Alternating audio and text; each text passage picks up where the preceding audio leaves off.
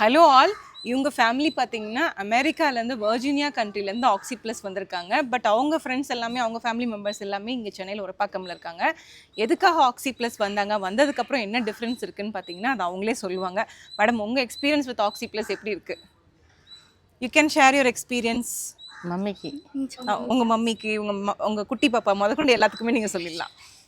நாங்கள் வந்து பாப்பா வந்து மோஷன் போகாமல் இருந்தான். எல்லா ஹாஸ்பிட்டல்லையும் கொண்டு காமிச்சோம், ட்ரீட்மெண்ட் எடுத்துகிட்டு இருந்தோம். இன்னும் சரியாக வரல.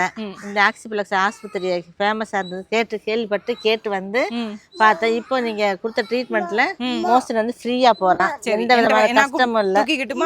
சரி, அம்மா தான் எந்த கஷ்டமும் இல்லை. ஆக்சுவலி பாட்டி என்ன ரீசன்னா, குழந்தை தூங்கலைன்னா அவங்க வீட்டில் யாருமே தூங்க முடியாது. அதில் பாட்டியாக இருந்தாலும் சரி, அம்மாவாக இருந்தாலும் சரி, யாருமே தூங்க முடியாது. ப்ளஸ் மோஷன் போகாமல் இருந்தால் அந்த வீட்டில் வந்து எவ்வளோ, ஏன்னா நான் அந்த சுச்சுவேஷன் ஃபேஸ் பண்ணதுனால தான் இது இந்த குழந்தைக்கு ஹெல்ப்ஃபுல்லாக இருக்கும்னு சொல்லிட்டு நான் சொன்னேன். அவங்க அதை ரொம்ப நம்பினாங்க. என்ன ஏதுன்னு எந்த கேள்வியுமே என்கிட்ட கேட்காம அதை வாங்கிட்டு பண்ணாங்க.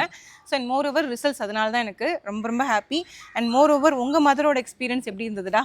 பரவாயில்ல சொல்லுங்க. She's feeling better. இவங்க ரெண்டு பேருமே twin sisters actually. So twins ஒரு வீட்டுக்கு ஒரு இடத்துக்கு வராங்கனாலே அவங்க லக்கி சாம் நான் சொல்லுவேன்.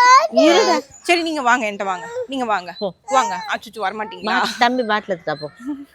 இல்லை, பரவாயில்ல.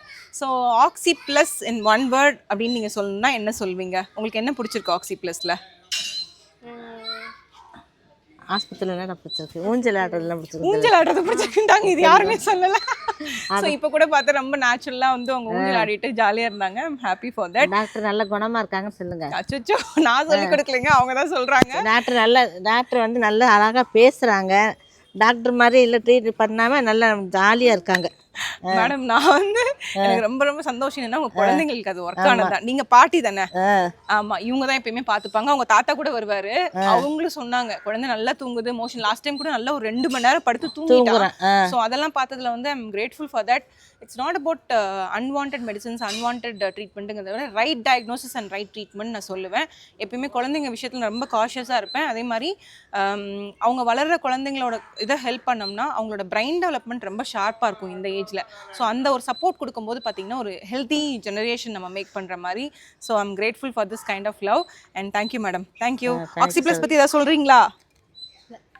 அவங்க இன்னைக்கு கொஞ்சம் வெக்கப்படுறாங்கன்னு நினைக்கிறேன். சரி, ஐம் கிரேட்ஃபுல் ஃபார் தட். அவங்க பாட்டியே எல்லாமே சொல்லிட்டாங்க. தேங்க்யூ.